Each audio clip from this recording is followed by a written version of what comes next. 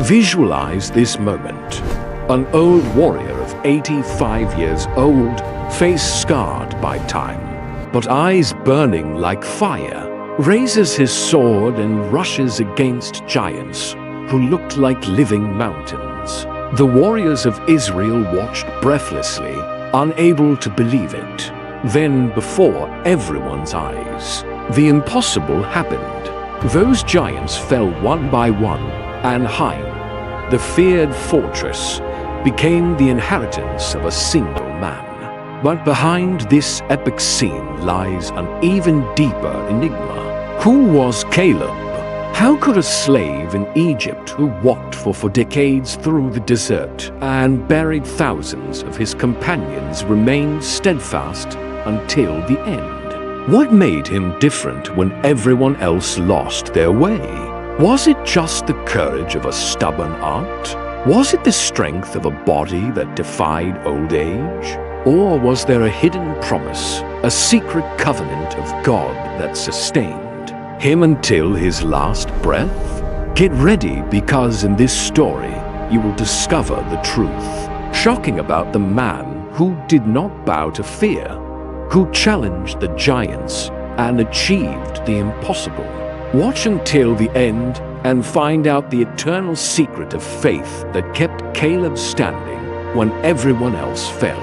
A faith that can still change the course of your life today. Join us as we dive into one of the most inspiring stories in the Bible, where Caleb, though born under the weight of slavery, dared to believe that God's promises were greater than any giant. Get ready to walk with him from the chains of Egypt to the conquest of Hebron. Here begins the story of Caleb, of the tribe of Judah. Caleb, son of Jephunneh. Numbers 13-6. Before he was known as the warrior who would conquer Hebron, he was born among chains shaped by suffering and hope. He was a descendant of the tribe of Judah, the lineage of kings and promises. His father, Jephunneh, was a man of steadfast heart, known for keeping his faith amidst Egyptian idolatry. His mother, a woman of quiet courage, taught her children not to forget the promise made to Abraham, a land flowing with milk and honey. Caleb grew up with brothers and cousins, all accustomed to hard work and the weight of the foreman's hands. Egypt, with its gold-covered palaces and heaven-deigned temples, hid behind the painful scenes of thousands of Hebrews crushed under forced labor. Men molded mud bricks from straw, carrying stones under the scorching sun. Women groaned at the mills, and children learned early to be silent under the whips. The Pharaoh was the absolute tyrant, considered a god in the flesh, seated on a golden throne and commanding armies that crushed any resistance. To him, Jacob's descendants were nothing more than a dangerous mob that needed to be controlled through slavery. The true antagonist of Caleb's youth was not only the man on the throne, but the slavery that ran through the veins of his people's history. Injustice was repeated daily, fathers collapsing from exhaustion, mothers watching their children forced into heavy labor, the elderly collapsing without dignity. With each sunrise, the question echoed in the hearts of the Hebrews: how long would the Lord allow so much suffering? "Father, why are we treated like this?" Caleb asked, his eyes watering and his hands calloused. "Because we live in a land that is not ours," Jephunneh replied firmly, even as his body weakened. "But remember, my son, the God of Abraham has not abandoned us. He promised to free us." These words were the breath of life that sustained the boy. He grew up listening to ancient stories, God's covenants with his parents, and dreamed of days when chains would no longer be part of everyday life. Caleb's heart was shaped by the contrast between the whip and the promise. It was in this time of despair that news spread among the Hebrews. Moses had returned. This man, once a prince of Egypt and then a fugitive in the desert, now stood as the Lord's messenger. His words set hearts ablaze. "Thus says the Lord, the God of Israel, let my people go." For the first time in generations, hope crossed the streets of Goshen. Caleb, still young, heard the accounts of the plagues. The river turned to blood, frogs covering the palaces, darkness swallowing the sun, and even the Pharaoh's firstborn being taken by death. He saw new light in his neighbor's eyes, saw mothers smiling as they spoke of the impossible becoming real. The chains were still on their wrists, but their hearts were beginning to lift. The contrast was intense. On one side, Pharaoh hardened his heart, sustained by his absolute power, surrounded by riches and idols. On the other, an oppressed people rose up not with swords, but with faith in the God who had remembered his promise. And in the midst of this scene, a boy from the tribe of Judah, Caleb, grew up and learned to believe that the Lord's hands were stronger than the whips of men. The announcement of deliverance was the emotional peak that ignited his youth. Moses raised his staff, and the sea parted before the crowd. Caleb ran between columns of water rising like walls, hearing the shouts of joy and seeing chains falling to the ground. The impossible was happening. Before his eyes, the image remained etched in his memory. Weary bodies now raised in victory. Eyes that had once been hidden, shining in the moonlight. And the certainty that Egypt was behind him. He was not just a freed slave. He was an heir to a promise that would accompany him until the days when he would become a warrior. Caleb was born at exactly the time God decided to act. His name would become synonymous with unshakable faith. But his beginning was marked by the sound of whips, the dust of bricks, and the cry of deliverance echoing in the early morning hours. And as the sea closed over the Egyptians, Caleb knew the journey was just beginning. Freedom was not the end, but the beginning of a road where his faith would be tested to the limit. But freedom would also bring trials in the desert. The people had crossed the sea, and Egypt was left behind as a bitter memory. However, their greatest challenge now lay before them. The journey through the desert to the promised land. Each step under the scorching sun brought thirst, exhaustion, and murmuring. But there were also constant signs that the God who had freed them continued to guide them. The cloud by day, the fire by night, the manna that fell in the morning. Caleb walked among the crowd, no longer a helpless youth, but a man who carried in his heart the hope of seeing the fulfillment of the promise made to Abraham. After long months, they reached the borders of Canaan.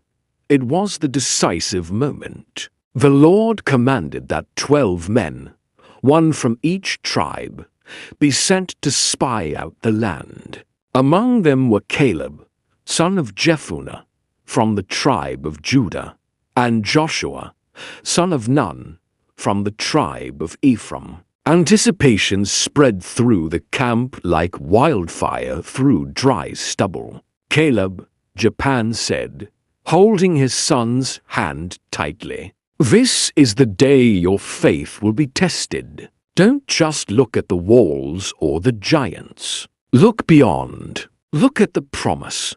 I will go, Father," Caleb replied firmly, his eyes shining, "and I will return with the certainty that the Lord is stronger than all the armies of the earth." Benitsky's spies set out. For 40 days, as they traveled through mountains, valleys, and cities, they discovered fertile lands, flowing rivers, laden orchards, and vast fields. They saw Canaan as a paradise prepared by God. But they also saw walled cities, like impenetrable fortresses, towering warriors, and organized armies. It was as if two worlds coexisted in the same territory, that of abundant promise and that of overwhelming threat. The most impressive visual evidence they brought was a single bunch of grapes, so large that it had to be carried by two men on a wooden clothes line. Around them, children ran to see it, mothers wept with emotion, and old men touched the fruit with trembling hands, remembering the stories of abundance promised to Abraham. "Look," exclaimed one of the spies, "this land truly flows with milk and honey." But soon the voices were divided. 10 of the spies raised their voices of fear. "It's true. The land is good," they said, looking at the assembled people. "But the cities are fortified and enormous. We saw the sons of Unsh, men of enormous stature. Beside them, we looked like grasshoppers. If we enter, we will be devoured." The murmur grew among the crowd like waves about to swallow a boat. Mothers hugged their children in fear. Men trembled at the prospect of impossible battles. Fear, always swift, spread faster than faith. Then Caleb stepped forward. His heart burned. His voice, once muffled among thousands, rose like a trumpet. "Silence," he shouted, raising his arms before the crowd. "Listen to me, children of Israel. The land we travel is extraordinary, full of fruits and rivers. Do not look at the walls or the giants. If the Lord is pleased with us, He will bring us in and give us this land. Let us not rebel, nor fear this people, for they are like bread to us. Their protection is gone, and the Lord is with us." Eyes turned to him. On one side, 10 men pointed to giants. On the other, one man held faith high as a banner. There the true champion cluster formed. Eyes of fear against eyes of faith. The crowd saw two worlds in the same report. Joshua, moved by the same conviction, joined Caleb.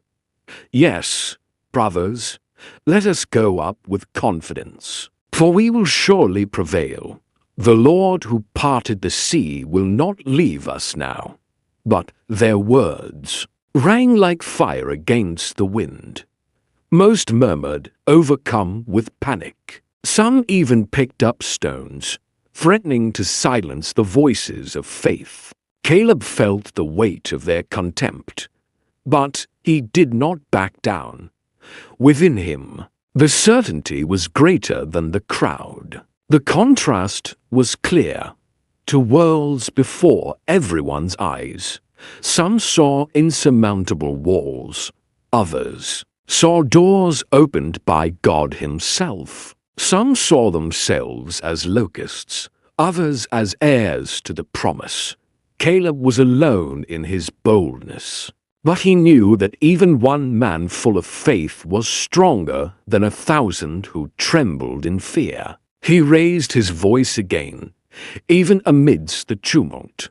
"Subomos eposomos pois cher priros." And the words hung in the air like a sword about to fall, leaving the entire camp divided between disbelief and faith that defied the impossible. The camp fell into a heavy silence. After Caleb's shout, the words, "We shall surely prevail," still echoed in the air. But instead of inspiring courage, they fueled anger in hearts gripped by fear. Caleb watched in silence, watching the panic spread like an invisible plague. Faces once illuminated by the memory of the giant grapes now contorted in anguish. Mothers who had caressed the fruits of Canaan now embraced their children as if they were doomed. The men carrying makeshift spears dropped them into the dust, preferring the burden of surrender to the risk of battle. The internal conflict was overwhelming. The people began to murmur words Caleb never imagined they would hear, a desire to return to Egypt. The entire camp seemed to waver between faith and cowardice. "Would that we had died in Egypt," cried an old man, tears streaming down his beard. "Yes, or we would have fallen into this desert," added another, raising his arms to the sky. "Why have you brought us here? To have our women and children become prisoners of war," cried a mother, clutching her son to her chest. "We better go back to Egypt." The words fell like daggers. Caleb clenched his fists, feeling the weight of disbelief. Each sentence was a rewind of centuries, as if the crossing of the sea, the plagues of Egypt, the manna in the desert were but distant dreams. That night, collective weeping filled the camp. It was a deep weeping of thousands of voices mingling with the cold dawn wind. The tents shook with sobs, and the sound of wailing rose like a roar of despair. Caleb walked among the extinguished fires, seeing men lying in the dust, women tearing their hair, and young men murmuring against Moses and Aaron. "Let's choose another leader and go back to Egypt," shouted one of the leaders of the tribe of Reuben. "Yes, enough of these promises that lead us to death," replied another, inflaming the crowd. Caleb's heart burned. How could they choose slavery over freedom? How could they desire chains on their wrists again instead of the land flowing with milk and honey? He looked at Joshua, who walked beside him, and saw the same pain in his friend's eyes. "They are blind, Joshua," Caleb murmured. "They have forgotten the waters parting before them. They have forgotten the defeated Pharaoh. They have forgotten the manna that feeds them every day. It's not forgetfulness, Caleb," Joshua replied, his voice firm and mournful. "It's fear. Fear is an enemy more cruel than any giant." As the wailing echoed, Moses and Aaron fell face down before the congregation, crying out for mercy. The scene, instead of calming them, further inflamed the people's anger. They saw weakness where there was intercession, cowardice where there was humility. Caleb could bear it no longer. He tore his clothes in indignation and raised his voice above the tumult. "O children of Israel, the land we crossed to explore is exceedingly good. If the Lord delights in us, He will bring us in and give us the land. Do not fear this people, for their protection has passed away." Joshua joined the cry, "The Lord is with us. Do not rebel against Him. Do not fear the giants." But their words were like drops cast in the desert. They disappeared into the sand of disbelief. The people, their hearts hardened, could not bear to hear any more. Murmurs turned to shouts. Screams turned to threats. Men picked up stones. Women clamored for another leader, and the enraged mob advanced against the faithful. Caleb took a deep breath, raising his eyes to the heavens. If the Lord did not intervene, faith would be crushed that night by the weight of the maddened crowd. And then, like thunder about to break the heavens, the angry mob threw stones at the worshippers. Before we continue, we ask for your support. Subscribe to the channel and leave your like. This helps us keep sharing stories of faith like Caleb's. A man who saw the promised land when everyone else saw only desert and impossibilities. Now, let's move forward to the moment when his courage placed him face to face with giants. The entire camp was gripped by fury. The dust kicked up by the crowd's feet mingled with the sound of maddened shouts. The stones were already raised against Joshua and Caleb, when suddenly a blazing light split the heavens. It was like liquid fire pouring down upon the tabernacle. The glory of the Lord shone before all, hovering like a flaming pillar over the tent of meeting. The noise ceased. The arms froze in midair. The stones fell heavily to the ground, shattering the silence of a people paralyzed by fear. The voice of the Most High echoed like thunder rolling over mountains. How long will this people provoke me? How long will they reject me after all the signs I've performed among them? I will strike them with pestilence and consume them. And I will make of you, Moses, a greater and mightier nation. The announcement was like a sword cutting through the nation's heart. The threat wasn't just discipline, it was total destruction. Caleb prostrate brought his hands to his face and fell to the ground in tears. His tears wet the desert sand. The warrior who feared neither walls nor giants trembled at the possibility that the Lord would destroy his people. Moses, overcome with fear and compassion, took a few steps toward the tabernacle. His voice, though trembling, rose like a desperate cry. Lord, if you destroy this people as one man, the nations will say you were not able to bring them into the land you promised. The Egyptians will say their God brought them out of Egypt, but he could not bring them into Canaan. O Lord, I beseech you, show that you are slow to anger, abounding in love and faithfulness. Forgive these people as you have forgiven them from the time we left Egypt until now. The entire camp held its breath. Children cried silently, hidden in their mothers' arms. Men and women looked at each other, waiting for the verdict. Some uncovered their ears, unable to bear the weight of the divine voice. The Lord's answer came like thunder and wind, firm and irrefutable. I forgive as you asked, but as surely as I live, none of those who despise me will see the promised land. Their carcasses will fall in this wilderness. Each of the days they spy out the land will become a year of wandering, 40 years of wandering until this generation is consumed. The collective weeping began again, now no longer from fear of the giants, but from the certainty of judgment. Cries of despair echoed among the tents. Parents wept for their children, who would grow up without entering the land. Children mourned for their parents condemned to die. On the sand, it was as if hope had been ripped from the nation's chest. And then in the middle of the sentence, a distinct promise shone like a ray of light. But Joshua son of Nun and Caleb son of Jephunneh will see the land, because they had a different spirit and followed me wholeheartedly. I will preserve them.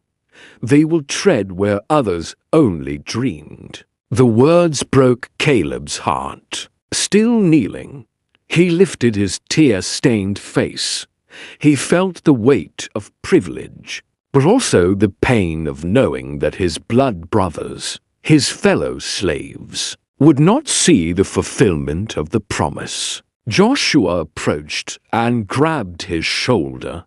The Lord has kept us. Caleb, he will fulfill his word to us. Caleb, sobbing, replied, What victory is there in entering the land if so many will fall before seeing its beauty? We will walk 40 years among graves, Joshua. 40 years listening to the wind whistle over the graves of our brothers.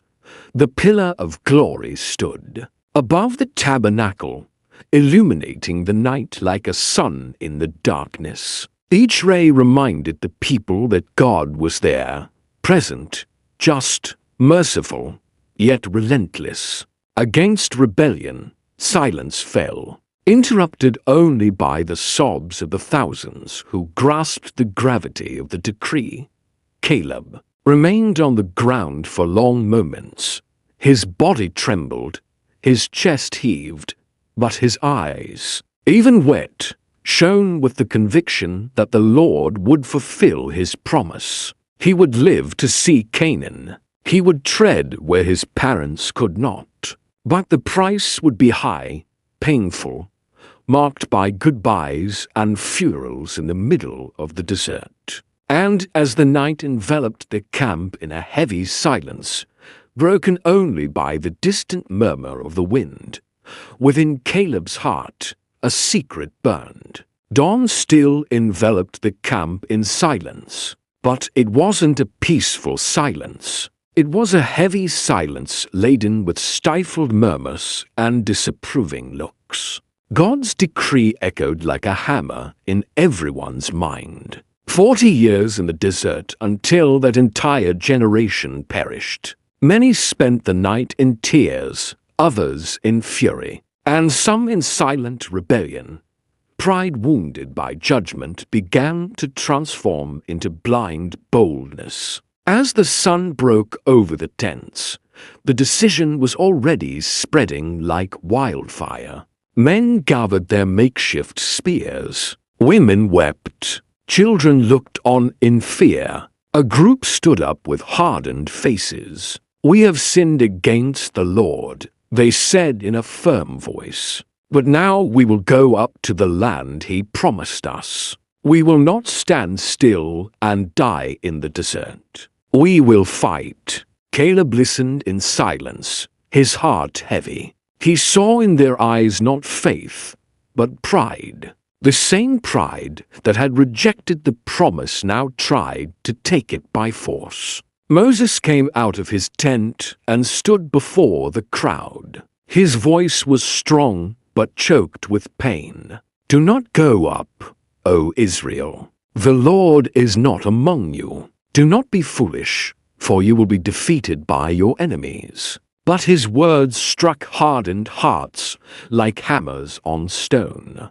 A leader of the tribe of Ephraim responded angrily, "To stand still is to die. If the Lord has promised we will take the land with our own hands. A promise cannot be fulfilled without obedience," replied Moses, raising his staff. "You have rebelled against the Lord. You are not walking by faith, but by pride." Caleb tried to get closer. "Brothers, listen," he cried. "The Lord told us to retreat, not to go up. If we march now, we will march alone." But no one listened. The impassioned voices overlapped, each man shouting louder than the next, until the sound of improvised trumpets announced the march. The people advanced toward the hills. Shouts of bravery mingled with the gnashing of teeth. Caleb stood back, watching the dust rise beneath the feet of thousands. His heart twisted. He knew what would happen. There was no pillar of fire, no protective cloud, no presence of the Lord among them. It was just flesh against flesh, men against prepared armies. And it didn't take long. From the mountaintops, the Amalekites and Canaanites descended like a flood. They launched arrows, brandished sharp swords, and raised war cries that echoed throughout the valley. The clash was brutal. The people of Israel, unprepared and without direction, were crushed. Caleb watched from afar as the dust rose like a storm. The sound of screams reached the camp. Screams of pain, despair, and defeat. Blood ran across the ground, staining the stones. Men who had claimed to be strong in the morning now fell to enemy blades. The dust mingled with the metallic smell of blood. The desert, once silent, had become a scene of massacre. A young man from the tribe of Issachar ran toward the camp, his face covered in dust and blood. "Run, run," he shouted. "They're tearing us apart like cattle." Moses, standing before the tabernacle, closed his eyes in anguish. Aaron sobbed beside him. Joshua covered his face with his hands, unable to bear witness to the tragedy.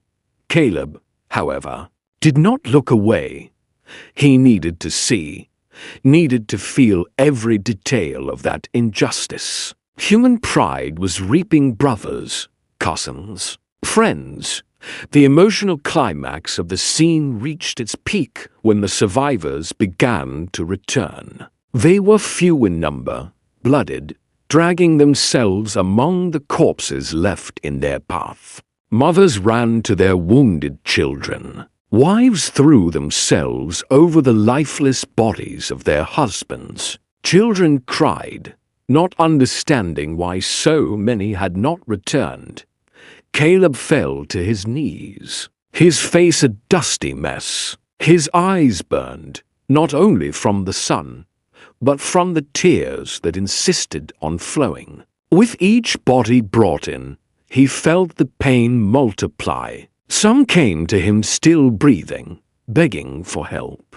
"Caleb, why has the Lord left us?" murmured a dying man, blood streaming down his chest. And he just replied, his voice breaking, "It was not the Lord who left us. It was we who left him."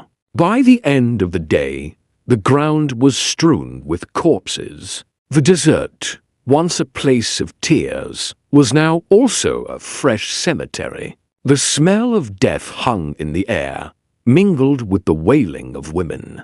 Caleb helped carry bodies. With his own hands, he dug shallow graves in the burning dust. Each handful of sand on a body weighed heavily on his heart. When the last sun of the day died the sky red, it seemed as if even the heavens were crying along with it. Joshua approached, placing his hand on his friend's shoulder. "We couldn't stop them, Caleb.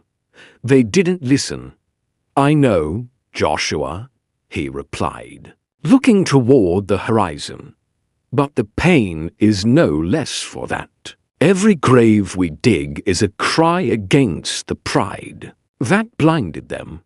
And that night, amidst graves and mourning, the faithful warrior realized the price of disobedience. The desert floor held not only the dead of Israel, but also the lessons of a generation that dared to face without God what could only be overcome with him. When the heavy silence fell over the camp again, Caleb stood before the graves, his hands stained with blood and dirt, his eyes stinging with tears and dust. And in the heart of that, a man who still dreamed of the promised land. Only one thought echoed like an open wound: Caleb buries more brothers in the dust. The silence of the night had swallowed the camp, leaving only the distant sound of the wind sweeping the sand. The fresh graves were still fresh in the ground, and Caleb felt the weight of loss in every muscle. But the desert did not stop, and neither did life. The sun rose again over the tents, and the march continued. The Lord had decreed 40 years, and so it would be. The desert became a classroom, each day a lesson, each night a test of patience. And it was there that Israel learned to depend on the unseen. Every morning around the tents, a different dew spread across the ground. When it evaporated, fine white grains similar to coriander seeds remained. The children ran around curiously, gathering it with their small hands. "Dad, what is this?" a boy asked, his eyes wide. "It's the bread the Lord gives us," the mother replied, smiling, still not understanding. "Let's call it manna." The people tasted it, and it was as sweet as honey cake. Bread from heaven fell daily except on the Sabbath, when they remembered that even rest came from God. This discovery shaped faith day after day. There were no barns, no harvest, no reserves. Only the fresh miracle of each morning. Caleb, walking among the tents, watched as the children of Israel grew up in the dust. Children who had been born in Egypt now ran free across the dunes, learning to live amidst the dust and heat. They grew up listening to stories their parents told around the campfire, about the open sea, about the plagues, about the promise. "Caleb, tell me again how the sea opened," asked a little girl sitting next to her mother, her eyes shining, and he answered patiently with a deep and firm voice, repeating every detail as if it were the first time. "The waters rose up like walls, and we passed through. There was no mud, only dry ground. The Lord fought for us, and Pharaoh was defeated." These children grew up knowing not the weight of chains, but the sound of promise. There were also days when thirst screamed louder than faith. The people murmured, saying they would die parched under the scorching sun. Then, in front of everyone, Moses struck the rock with his rod, and water gushed forth in abundance. It ran crystal clear between the stones, forming streams in the middle. Of nowhere, the people drank, the animals were satisfied, and children played by dipping their hands in. The visual proof was clear. Even in the desert, the Lord created life. Caleb, as his years piled up, became a teacher of the young men. He was neither a priest nor a prophet, but his practical faith made him an example. He would gather the young men around the fire and say, "Learn to wait. It is not the strength of our arms, nor the haste of our feet that will take us to the promised land. It is the Lord's faithfulness. If he said we will see Canaan, we will see it. Until then, each day is practice, each morning as a lesson." The young people listened to him in silence. Some saw him as a father, others as a leader, all as a living testimony of faith that would not be broken. While many grew old, murmuring, Caleb aged steadily. His hair was beginning to gray. Wrinkles were appearing on his face, but his posture was erect, his voice firm, and his eyes shone as brightly as they had in his youth. The champion cluster was forming within him, unshakable faith, even with the weight of the years.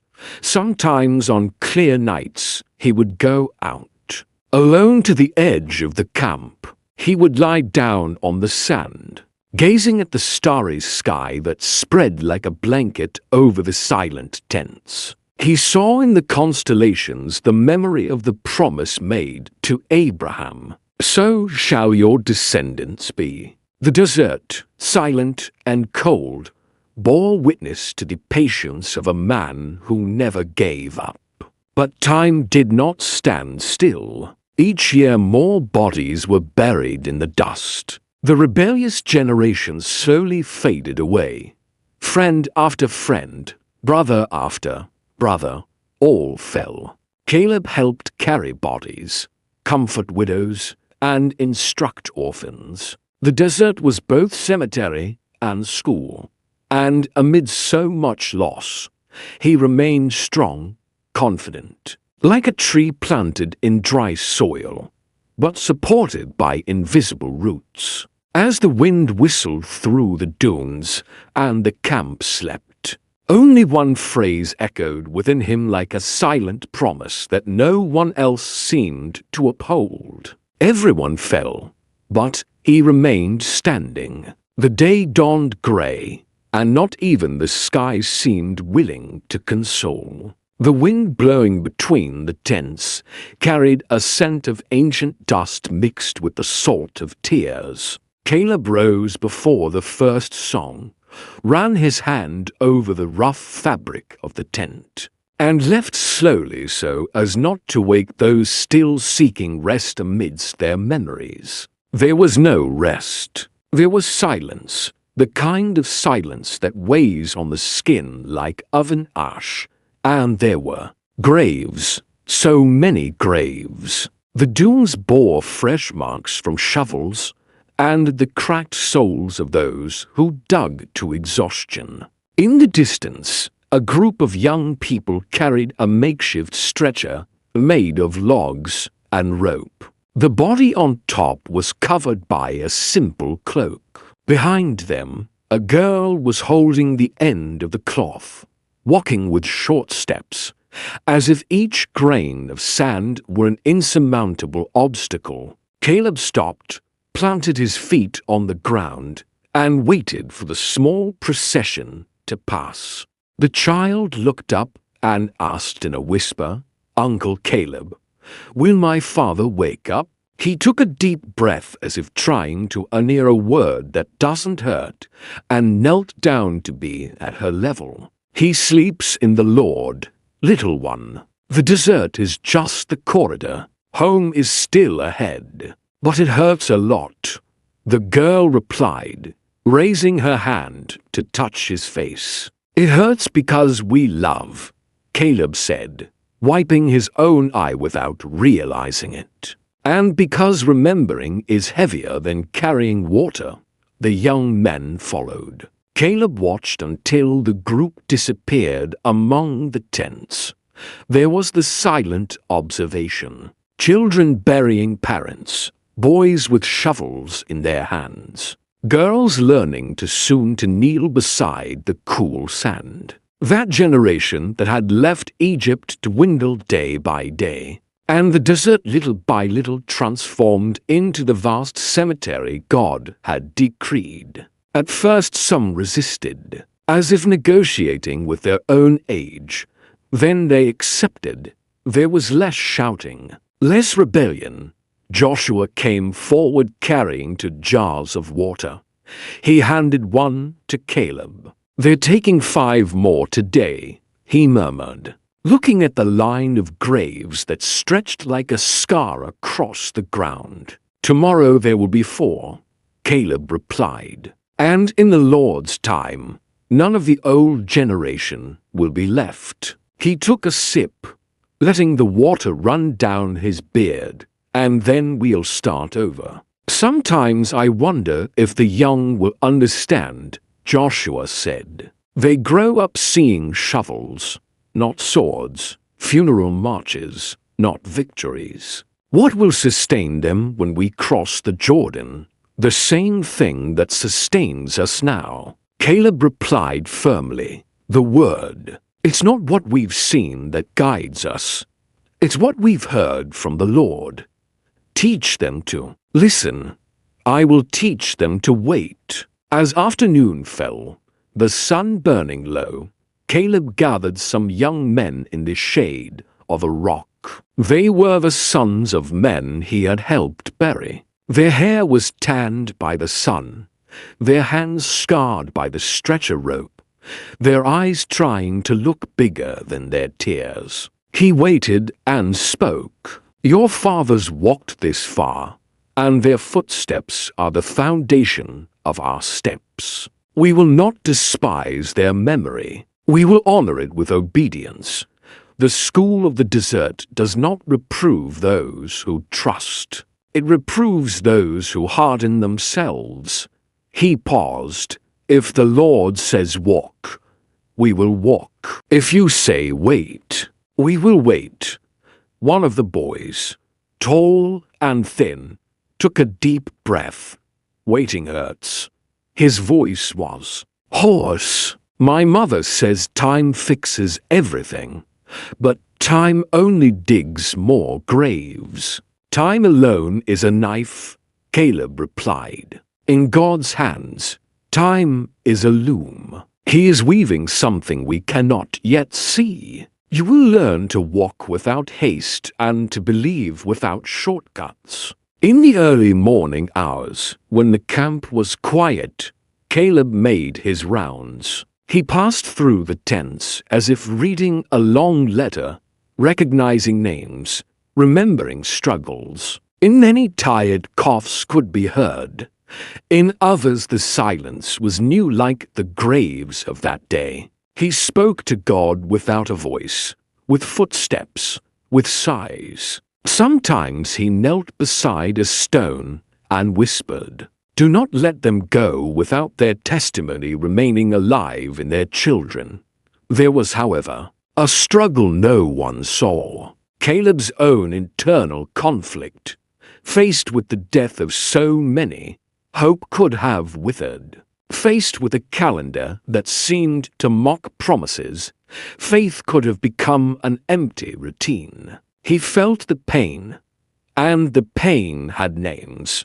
The names of friends, neighbors, companions on his journey. And at the same time, he felt a perseverance that was not his own.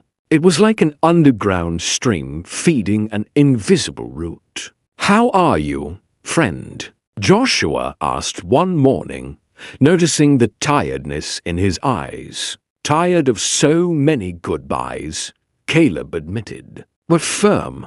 I feel my bones learning the language of promise. They remember every word and respond when the wind passes." "Your bones will sing on the day of inauguration," Joshua said, half smiling, half weeping.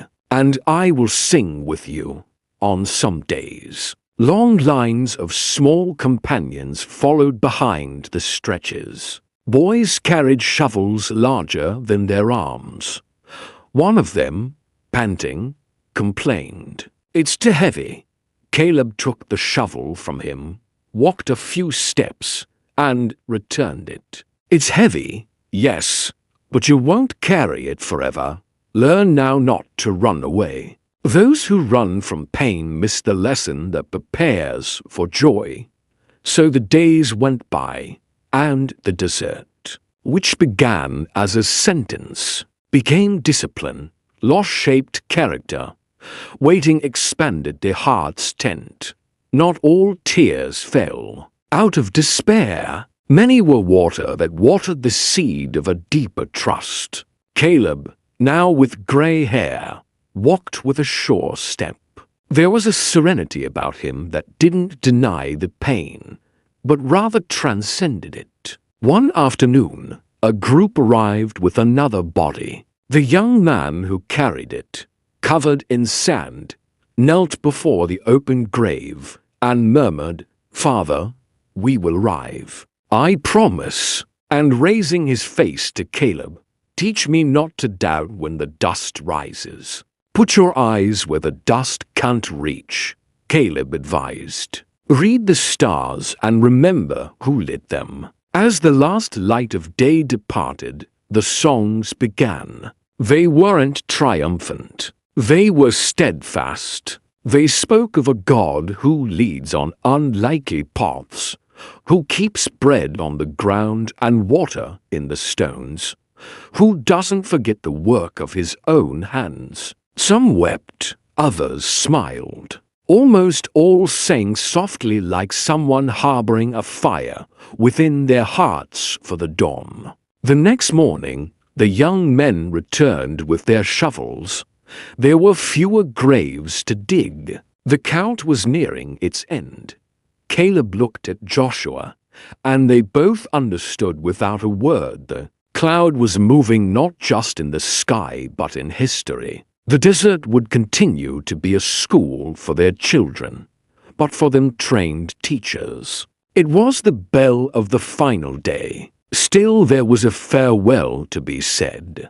They gathered around the grave of one of the last elders, a man who, even condemned to die on the sands of justice, had lived his final years with meekness. Caleb bent down, picked up a handful of sand, and with a choked voice said, "Thank you for teaching us to fear God and love His word. We walk in your footsteps, but our feet will carry your counsel forward." The assembly responded with a low "Amen," and hands opened. The sand fell in a long, short shower, covering the old man's cloak. The silence that followed wasn't empty. It was foreboding. And there, between the tents that still breathed stories and the caves that held secrets, time seemed to hold its breath for a moment before releasing a new breath over the congregation. When the last shovel of sand fell, a new time began. The morning wind brought a different freshness. The desert had fallen behind like a long shadow, and ahead the Jordan opened mighty, roaring in its flood. The new generation, children of those who had fallen on the sand, now stood before the promised frontier. Young eyes shone, hearts raced, hands sweated on makeshift spears. And among them Caleb stood firm, his hair already gray, and his face etched with age, but with the same burning look of faith he had carried since his youth. Silence fell over the crowd. Moses was no longer among them. The leader was now Joshua, Caleb's companion since the days when they both dared to believe. When everyone else was murmuring, he raised his voice before the congregation. "Today the Lord will do wonders among you. The Ark of the Covenant will go before you, and when the priest's feet touch the waters, the Jordan will flee before the presence of the living God." The people murmured uneasily. Some stared at the turbulent waters, wondering how they could cross without boats, without bridges. With children, flocks, and tents, Caleb watched in silence. His heart remembered the Red Sea, the day he had passed through walls of water. Now, decades later, his feet once again stood before impossible waters. The priests approached, carrying the golden ark on their shoulders. The sun reflected off it as if it were engulfed in fire. The people backed away, making way. Each step of the Levites was a trumpet tat in the heart of Israel. And then came the twist. As the soles of the priests' feet touched the bank, the swift flowing waters of the Jordan suddenly stopped. A roar echoed as if the river had choked, and the current stopped. The waters rose in a distant column, leaving the bed dry before them. A clamor erupted from the people. Children laughed. Women wept. Men cried in amazement. It was as if time had turned back, repeating the miracle of old. But it wasn't the parents. It was the children. Those who had fallen in the wilderness had not seen Canaan, but their descendants now received what unbelief had stolen from others. Divine justice was being fulfilled. Children receiving what their parents had lost. Joshua raised his hand, his voice echoing loudly, "Come through. The Lord has opened the way. Come through and take possession of what he promised." The people began to cross. Their sandals trod on the dry riverbed once filled with water. Caleb followed, each step a pulse of emotion. His feet felt firm on the earth, moistened by the miracle. His heart burned. He was finally entering Canaan, not as an impetuous youth, but as a mature man. He was a living witness that the word of the Lord never fails. As they crossed, Joshua gave an order: "Choose 12 men, one from each tribe." and each one carry a stone from the middle of the Jordan, from the place where the priests are standing. We will carry these stones and set them up as a testimony for all generations. When your children ask, 'What do these stones mean?' you shall say, 'The waters of the Jordan stood still before the ark of the covenant law, and the Lord opened a way.' Caleb went to the middle of the river, picked up a stone with his strong hands, and carried it on his shoulders. It wasn't just a rock, it was a living memory, a symbol of perseverance. When he reached the other side, he helped stack it with the others, forming an altar that would forever demonstrate that God's faithfulness spans generations. As the last family crossed, and the priests climbed from the riverbed, the waters began to flow again. Roaring with force, the people, now in Canaan, looked back and saw the Jordan swollen, uncrossable. There was no turning back. The crossing had been a milestone, a seal. They were in the promised land. Caleb took a deep breath, knelt, and touched the ground. His hands trembled as he felt the damp earth. He whispered in prayer, "Lord, I have kept this faith for 45 years now. My feet touched the fulfillment of your promise." Tears streamed down his face, not of sadness, but of silent victory. Everything he had endured, the lash of Egypt, the weeping of the desert, the endless funerals, was culminating in this moment. His reward was finally before him. But as the people celebrated and children ran among the standing stones, a challenge loomed before them. In the distance, the walls of an imposing city cut across the horizon. Tall towers, iron gates, walls that seemed to touch the heavens.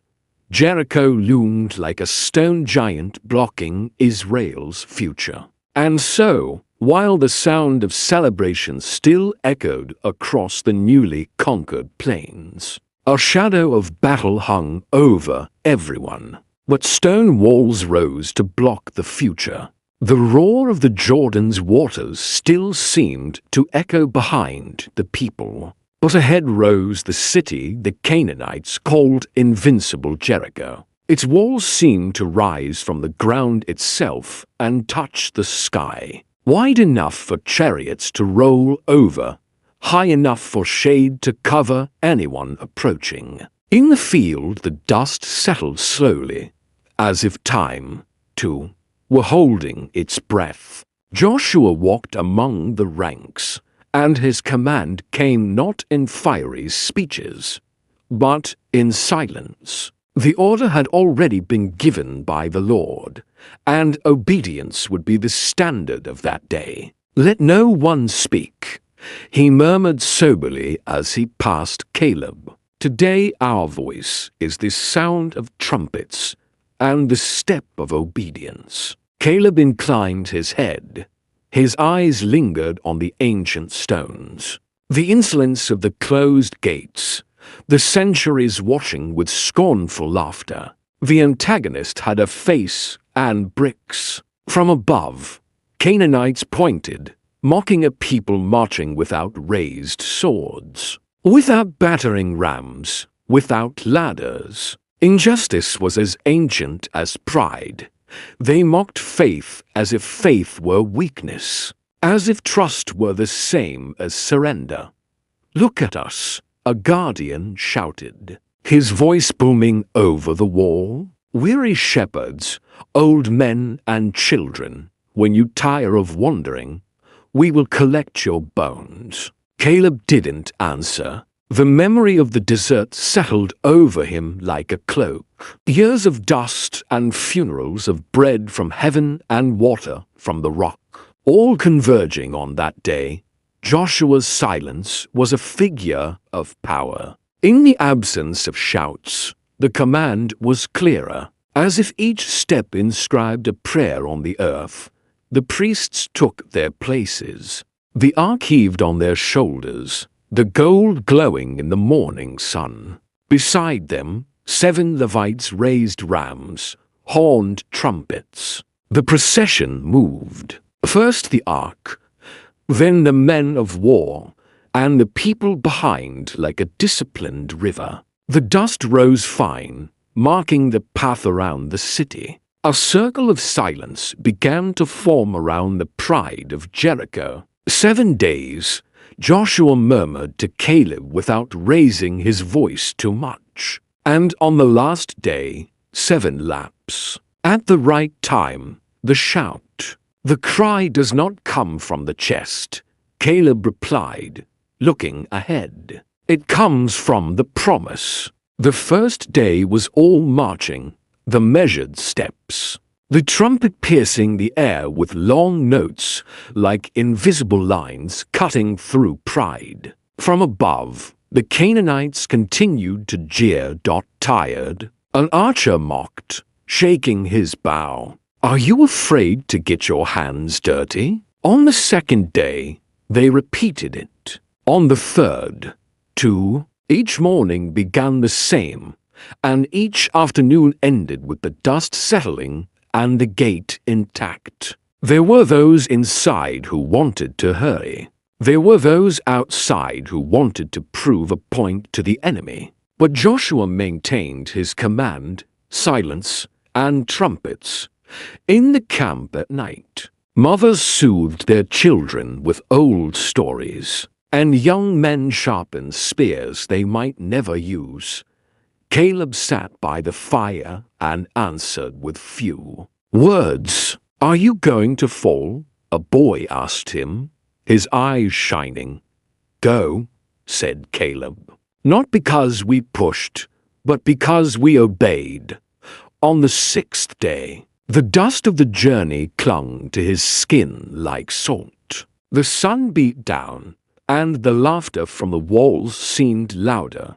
Still, no one backed down. Caleb felt his age in his knees, but also an ancient youth burning in his chest, as if all the years of waiting converged into a single heartbeat. The 7th day arrived. Dawn brought a cold wind, and the camp broke before the dew fell. Joshua passed again, his hand steady, his gaze clear, and his silence was worth more than any harangue. At the signal, the procession formed. The priests took the lead, the ark behind, the people next, and the city around them like a challenge. 1 lap, 2, 3, 4. Each trumpet was a feather scratching the sentence in the sky. 5, 6. And on the 7th lap, the world seemed to lean in to listen.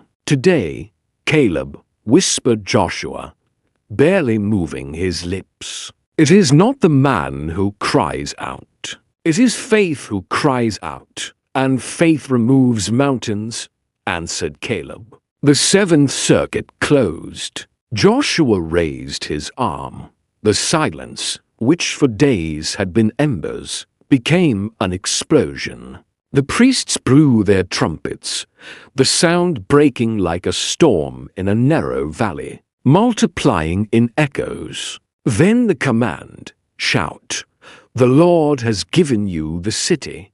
The cry rose as if the earth itself had opened its mouth. It was joy. It was clamor. It was the memory of the sea that had parted and the desert that had formed.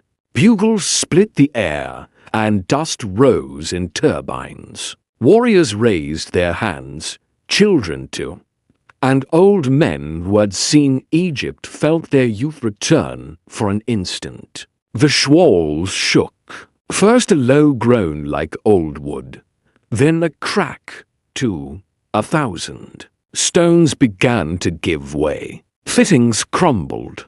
Pride lost its mortar. The towers wavered. The gates creaked like wounded beasts. In a few breaths, the invincible turned to dust. What had been an insult became ruin. The emotional peak came like an avalanche. The walls fell. The wind swept the field with sand and debris. The Canaanites, who had previously mocked, cried out in terror, their steps lost among cascades of stone. The invincible city discovered that no iron can stop the decree of the Most High. Caleb advanced not as a plunderer, but as a witness. Every stone on the ground was a verse fulfilled, every cloud of dust an amen from God to his people. "See, boy," he said to a young man nearby, his voice still choked. "It's not muscle nor blade, it's presence. It is the Lord," replied the boy with wet eyes. The trumpets continued, and the shouts of victory rose like fire. Dust clung to the sweat, forming trails on the Israelites' faces. In every line was the etching of many years. Joshua, too, the center, remained the figure of power, leading in silence, collecting the glory, and returning it to the only one who deserves it. At night, when the dust finally settled, lamps rose among the rubble. The camp sang softly ancient songs that spoke of outstretched arms and promises kept. Caleb sat on a fallen stone, and for a moment ran his hand over the rough surface, as if reading with his fingertips the phrase heaven had written on the wall: "No pride endures before the Lord." He looked up at the constellations, the same ones Abraham had counted. He sighed. If stones fall at the sound of trumpets, he said to himself, what will the Lord do when we face the giants? At the edge of the field, the wind picked up again, playing with the dust like a child discovering a toy. Somewhere a final block came loose and fell with a belated crash, reminding everyone that victory, though certain, comes at God's pace. Caleb stood, clenched his fist, and his heart responded with the calm of those who have seen the impossible twice. Around the ruins, tribal leaders gathered fragments of that day. Some kept them in their bosoms like seed. "Remember," said Joshua, "waiting is also war." The people responded with an amen that quieted the camp. Caleb smiled. The dust in his beard tasted of promise, and hope smelled of the future.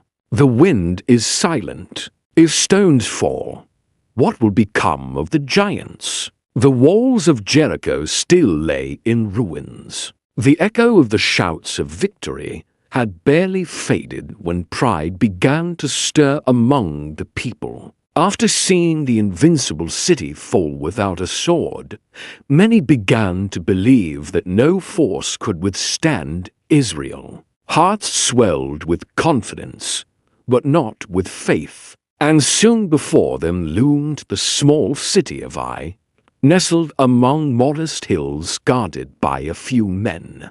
To the weary warriors, it seemed a simple, almost negligible task. Joshua sent spies to scout the place. When they returned, their words further inflamed the empty confidence.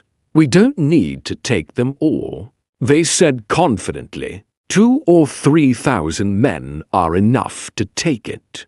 Let's not tire the whole town. It's small, fragile. It's not Jericho." Caleb, hearing the report, frowned. His years of wandering had taught him to be wary of pride masquerading as faith. He approached one of the leaders and said, "No battle is small when the Lord is not at the forefront. Remember, it was not our strength that brought down Jericho, but God's presence." The words were ignored. The army departed with foolish confidence, leaving behind the crowd watching from the camp. The women waved, the children smiled, certain that they would see their fathers and brothers return in victory. But the afternoon brought a bitter wind from the hills. Fleeing warriors emerged. Blood ran down their arms and legs. Spears had been abandoned along the path, and the faces of men who had claimed to be brave were now pale with terror. What would have been a triumph turned into disaster. 36 Israelites lay dead, and the survivors, wounded and humiliated, ran back to a city barely defended, the camp filled with screams. Women wept, hugging their orphaned children. Young men stared at their battered warriors, and elders covered their heads with dust. The people who had once celebrated now fell silent in shame. The discovery was clear. Israel had been defeated by the few. Joshua tore his clothes and fell face down before the ark of the Lord. He lay in the dust until evening, crying out in a choked voice, "Ah, Lord God, why did you bring these people across the Jordan to hand us over to the Amorites and destroy us? Who will rescue us now? The Canaanites will hear and surround us, and your great name will be blotted out from the earth." Joshua's prostrate testimony was like an arrow to the hearts of the people. Even the most hardened sensed something serious was hidden. Caleb, seeing the leader on the ground, knelt beside him and placed his hand on his shoulder. "Joshua, our God does not lose battles. If we have been defeated, it is because there is sin in the camp. It is time to seek not victory, but holiness." That night, the Lord spoke to Joshua in a voice of fire. "Arise, Israel has sinned. They have taken from the thing, stolen, lied, and hidden it among their own possessions. Therefore, they will not be able to resist their enemies until they remove the curse from among them." The truth fell like a stone upon the congregation. One man, Achan, had taken what the Lord had forbidden, hiding gold and cloaks among his tents. But because of one man, the entire nation fell. It was visual proof that holiness was not a detail, but the key to every victory. Caleb gathered his tribe that night. Many were discouraged, some angry, some fearful. He walked among them, looking each face over until he stopped before the youngest. "Do not give in to shame," he said firmly. "Remember Jericho. It was not sword nor war, but the holiness of the Lord that made us triumph.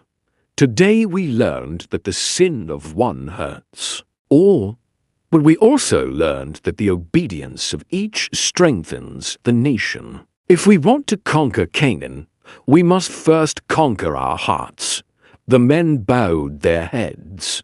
Touched by Caleb's steadfastness, the women breathed deeply as if their tears would water hope. Even the youngest felt challenged to live not just as warriors, but as saints before the Lord. The next day, Achan was exposed before the people. The confession came in tears, and the Lord's justice fell heavily. The scene marked Israel with an eternal scar. The hidden sin of one could ruin thousands, and everyone understood that no spear, no army, no strategy was stronger than holiness. When the purification was complete, Joshua stood before the congregation again, his eyes still red, but his heart firmer. "The Lord is holy. If we walk in his ways, Canaan will be ours. If we despise his commandments, I will not be the only defeat." Caleb remained standing, his hands steady, his eyes fixed on the land that still awaited them. He knew this shame would be remembered as a lesson, not an end. The champion cluster was formed before everyone's eyes. It was not the sword that guaranteed victory, but holiness. And when the people finally rested that night, amid the weight of shame and justice. Caleb lay awake, watching the stars that illuminated the tents in silence. In his heart the question burned like a hot iron, still without a clear answer. The camp awoke without song. The shame of Ai hung like a mist ingrained in their skin and spirit. The spears lay silent and eyes averted. Joshua, his face still marked by the dust of the previous day, summoned the tribes before the ark of the Lord. Caleb stood a few steps behind, his hands clenched, his breath held. He watched in silence, as if knowing that before the sword comes the light that reveals. Sanctify yourselves, Joshua had commanded the night before his voice. For tomorrow the Lord will reveal what is hidden among us, now before everyone's eyes. The process began. The tribes passed one by one, heavy as stone columns beneath the gaze of glory. Caleb's heart pounded in time with their steps. When divine fate fell upon Judah, a murmur cut through the crowd. It was his tribe. Pain descended like a blade. Caleb took a deep breath, not to defend himself, but to remain standing. Judah. Joshua announced solemnly, "Come near." The families of Judah filed past. The weight of choice pressed on each man's chest. The hand of the Lord descended again, and the family of Zerah was separated. Another selection, Zabdi, then Kari. With each name, the circle tightened, and the silence grew thicker. Finally, before them all, one man stood. Ashen, eyes downcast, shoulders tense, the dust on the ground seeming to call to him. Joshua approached with firmness and gentleness. "My son, give glory to the Lord, the God of Israel.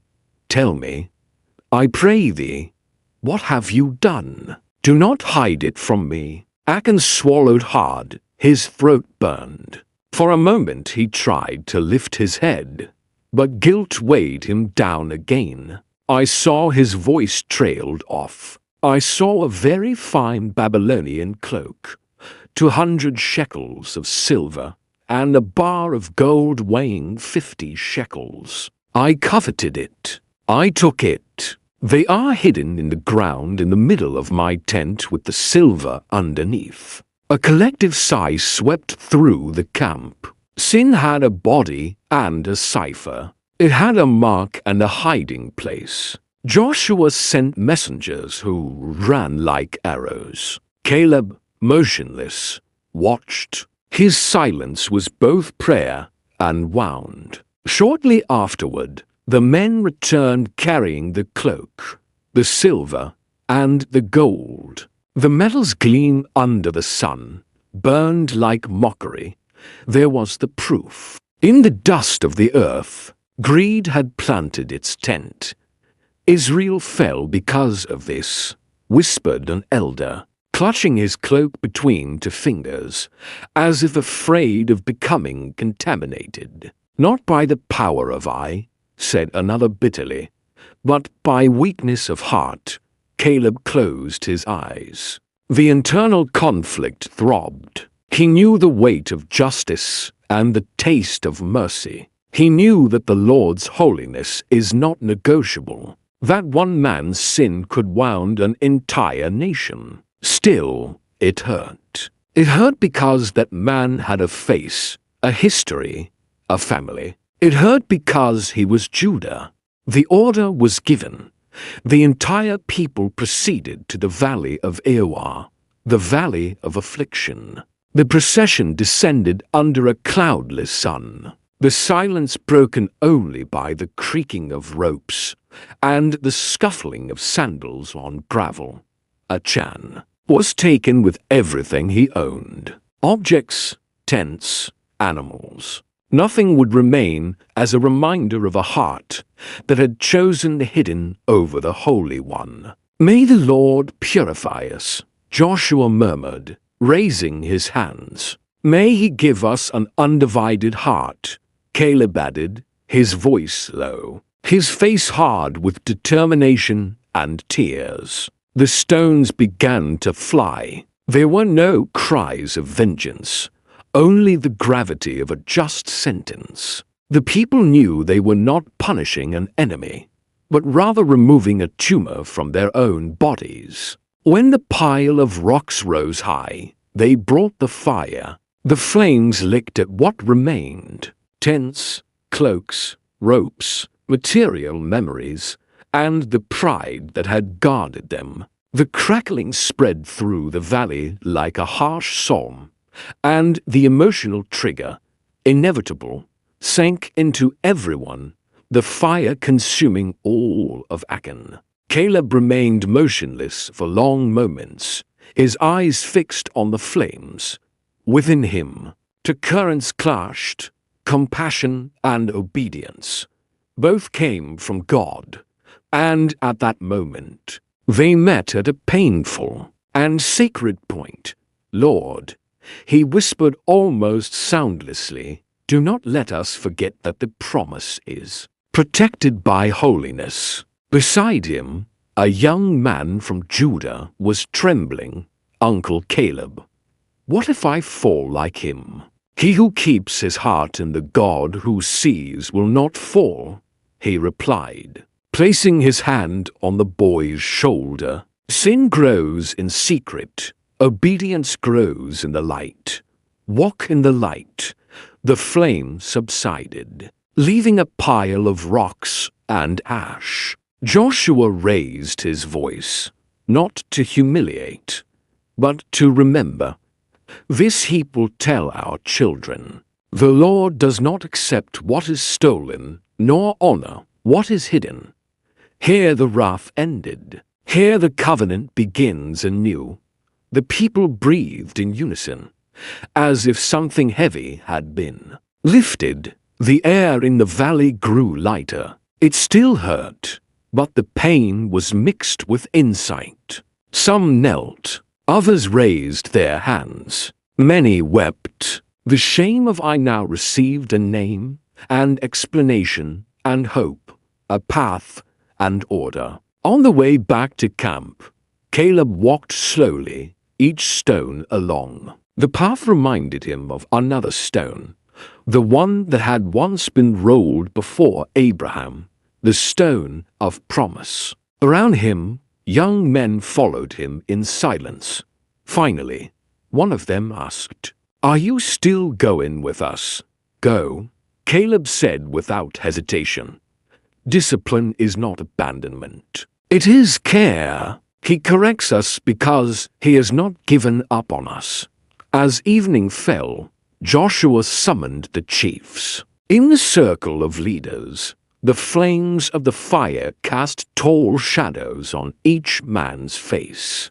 "The war is not over," Joshua said, "and I will not be remembered as our tomb, but as our lesson. Tomorrow we will hear the Lord's strategy. Today, we will keep the lesson." Holiness is not a form of worship, Caleb added. It is the nation's armor. Without it, small arrows wound us. With it, walls fall. And Hebron, someone ventured. Remembering the burning question among the tribes, Caleb stared into the night as if reading an invisible inscription. Hebron waits for a whole heart. When the time comes, we will not only take it, we will consecrate its altars to the living God. The voices quieted. The clear skies seemed to reopen the firmament over Israel. The moon rose slowly, casting silver over the tents. Mothers held their children close. Fathers sharpened not only their weapons, but their characters.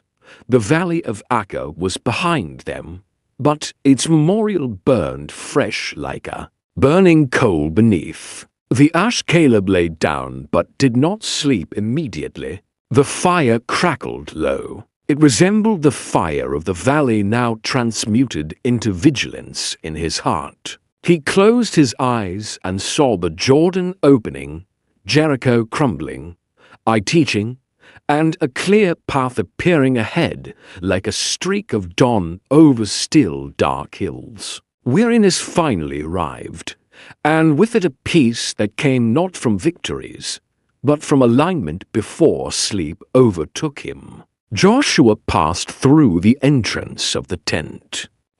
Tomorrow, he said, the Lord will tell us how to take Ai. Tomorrow, answered Caleb, and the day after, and until the end. Let him tell us first how to remain holy. The night which had begun heavy ended brightly. Between Doe and the tents, boys memorized the valley's history. Young women learned the new song of holiness. The old men nodded, remembering how many paths are lost by a small detour. The camp of Israel rested not in restored pride, but in rekindled reverence. As dawn touched the edge of the world, a gentle wind swept through the ranks, swaying pennants, opening tiny cracks in the dust for the bud of a new day. The ashes of the valley were not an end. They were fertilizer. The God who burns what corrupts is the same one who kindles what sustains. Caleb stood, looked east, and with his hand on his chest, answered the silent call of heaven. Now the path was clear for greater achievements. Dawn broke over Gilgal with the taste of iron, and promise messengers arrived breathless. The Amorite kings were descending on Gibeon because of the alliance. Joshua, without hesitation, summoned the leaders. The assembly formed like a blade. Caleb, now mature and attentive, adjusted his armor and listened to the breath of God among the tents. There was haste, but it was an obedient haste. They would march by night, climbing slope after slope, surprising the enemy before the shadow of fear grew among the allies. We will not fight alone today, Joshua said, his voice low and firm. The Lord said to us, do not fear them, for I have delivered them into your hands. Caleb nodded. He remembered the stones of Eor, the glow of newly kindled holiness. The lesson was fresh, without purity, defeat, with obedience. An open path, the warriors closed ranks, and the Levites guarded the ark like fire in the hearts of the people. The collective step became prayer. They climbed the slopes at night without torches to betray their march. The cold wind bit their skin, but the column advanced as if the darkness itself were opening a path. At the first trace of light, the valley revealed armies like swarms, Amorite spears flashing, banners raising in outrage, horsemen pounding horseshoes. Their contempt was ancient. Their shouts called Israel a flock without walls. Joshua raised his arm and silence answered for him. The trumpet sounded a long note, and then, like an arrow, the vanguard of Israel entered the flesh of the enemy camp. The shock was sudden. Caleb ran alongside young men he himself had trained in the desert school. The Amorites' front ranks shattered like pottery. Surprise finally changed sides. And yet they were numerous, and they came from all flanks, pushing up hills seeking to envelop the rear guard. Joshua saw them maneuver and gave orders like lightning. The tribes adjusted positions, and the siege shell became a spear, opening an avenue through which faith advanced. Then came the twist. From heaven, God hurled stones. They weren't boulders. They were hammers from the Almighty. Immense hailstones pounded the ground, crushing chariots, bending shields and tearing standards. The noise split the air like a raging sea. Amidst the tumult, the Israelites remained unharmed by the storm that distinguished friend from foe. Caleb dodged a falling horse and watched in amazement as an Amorite general covered himself with his arm before being struck down by a block of ice. Warriors looked on in astonishment, unable to explain with reason what faith already knew. "The Lord fights," shouted a young man from Judah. "Hold the line," Caleb shouted. "Whoever breaks the formation loses the harvest of victory." The Amorites wavered. Some dropped their weapons. Others tried to flee toward Betharan. But the descent became a trap. Mud, rocks, fear, and hail turned flight into a fall. 2. Justice was not Israel's. It was the Lord's.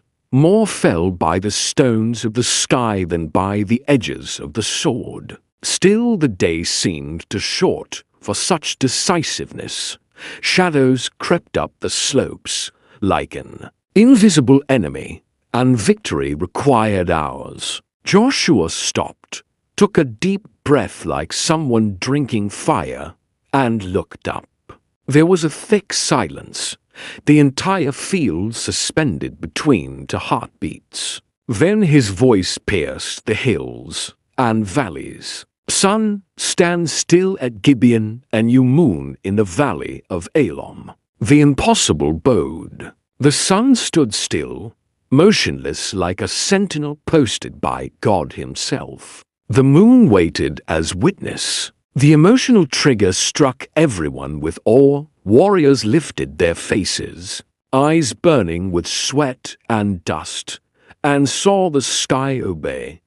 The visual peak was etched forever. Spears pointed, mouths half open, bodies in mid-run, and above them the fire suspended. "He heard," whispered Caleb. His tears mixed with the dust. He heard faith. The battle resumed with the calm of those who have already touched the impossible. Israel pressed without blind ferocity, but with precision. The order was to close the breach, prevent kings from escaping, cut off the path of arrogance. When an Amorite tried to react, the light itself betrayed him. There was no night to hide his steps.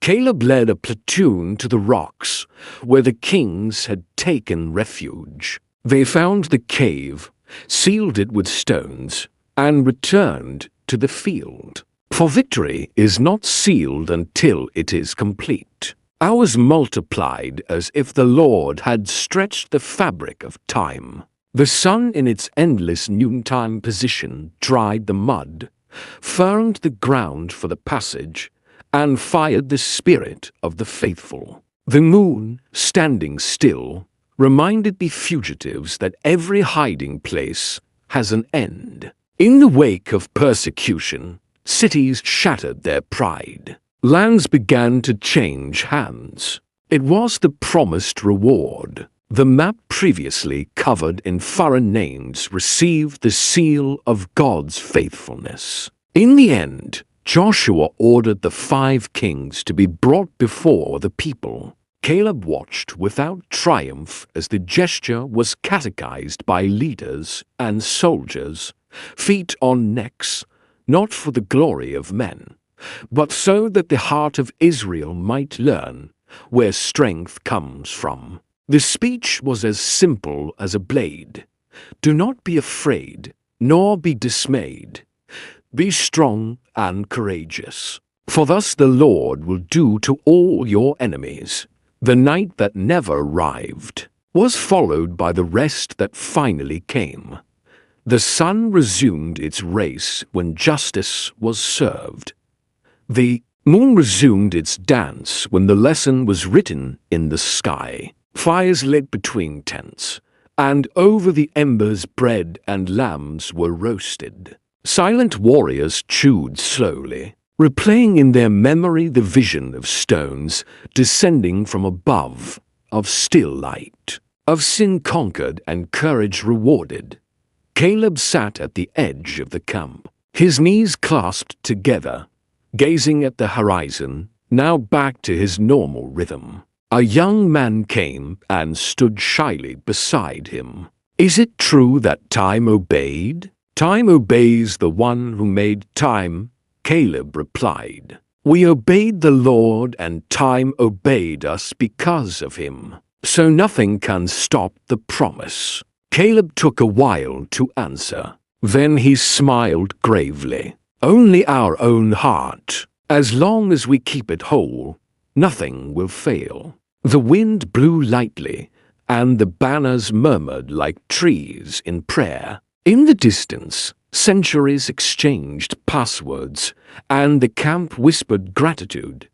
In Joshua's tent, maps were spread, ropes marked lines, and city names lost their threatening hue. Conquered lands were more than soil.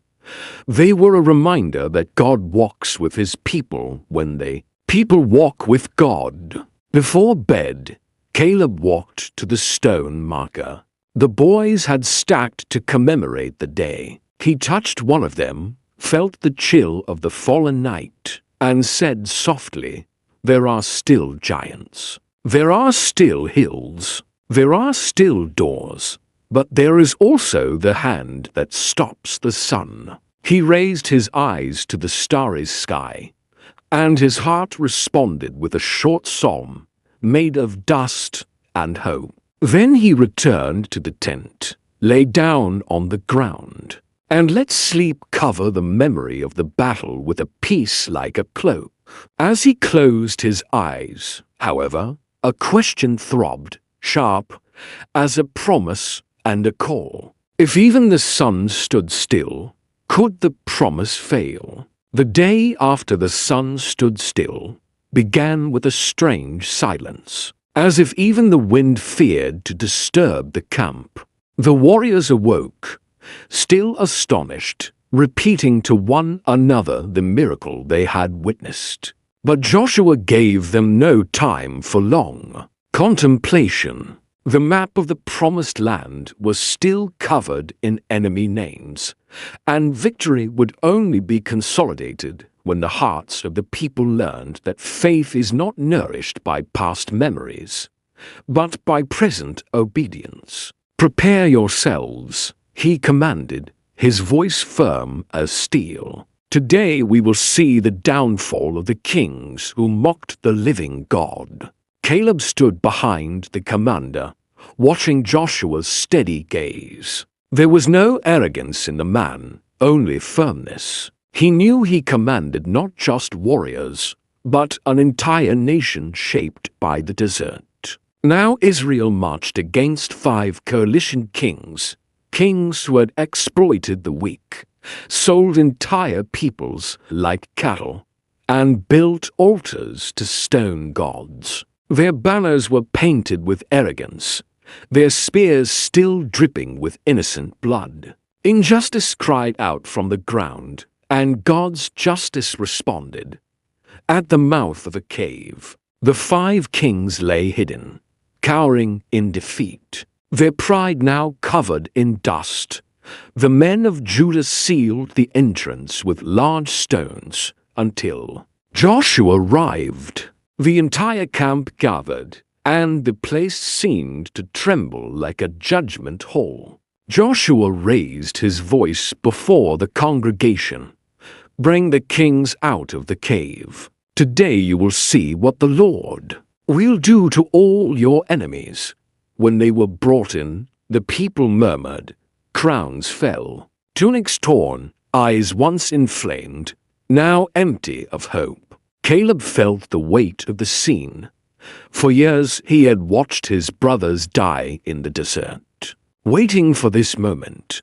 Now 5 kings lay prostrate before the God of Israel. Joshua called the leaders of each tribe. "Come closer, place your feet on these men's necks." The leaders hesitated for a moment, but obeyed. It was a gesture not of gratuitous humiliation, but of instruction.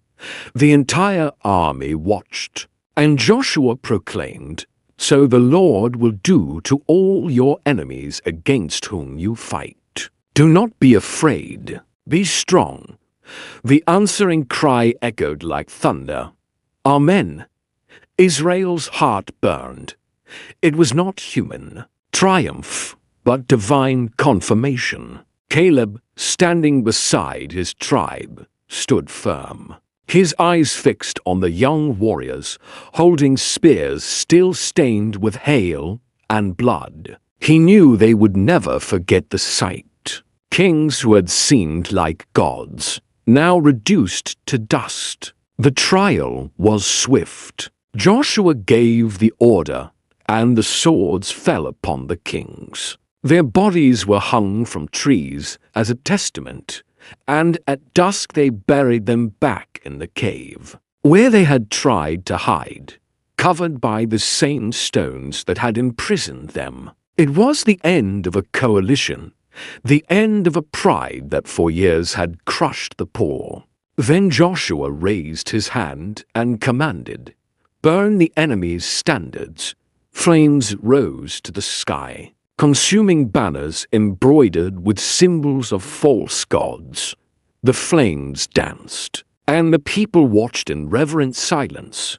It was more than fire. It was a reminder that no human power endures in the presence of the Lord. The wind carried the ashes away, spreading the bitter smell of burned pride across the countryside. The emotional peak reached everyone's hearts. Warriors who had once feared now raised their fists. In victory, women and children watching from the hills burst into tears as they saw the promise. Advance. The people who exploited the weak were now a memory, and Israel freed continued as a living witness. Caleb walked among the soldiers of Judah, stopping before a young man who was trembling, still holding the spear. "Did you see?" he asked, looking into his eyes. "It wasn't us. It was the Lord. If he overthrows kings, who can stand against us?" The young man took a deep breath and replied, "No one. But we must remain holy as we learned in Eid." Caleb smiled slightly. The lesson was sinking in. That night the campfires glowed with roaring fires. The songs were not a vain triumph, but of gratitude. Men raised their voices. Women clapped. Children repeated the refrains as if etched in stone. And the starry sky seemed to respond. A silent witness, Joshua stood erect as a general, observing everything with weary but steady eyes. The battle was a conquest, but it was also a lesson. Each king toppled, each standard burned. Each stone rolled away was more than a symbol. It was a carcass of a people who had learned to obey. Caleb stepped back, looking at the horizon. In the distance, mountains rose like walls. He knew the fight wasn't over yet. There were still lands to conquer, giants to face, hills to subdue. His heart burned, but his body already felt the weight of the years. Still, there was no retreat, no hint of giving up. As the fire from the bonfires consumed the last ashes of the enemy's standards, Caleb murmured to himself as if sealing a pact. "It's not over yet. The promise remains." And deep in his heart, the thought burned like embers under ashes.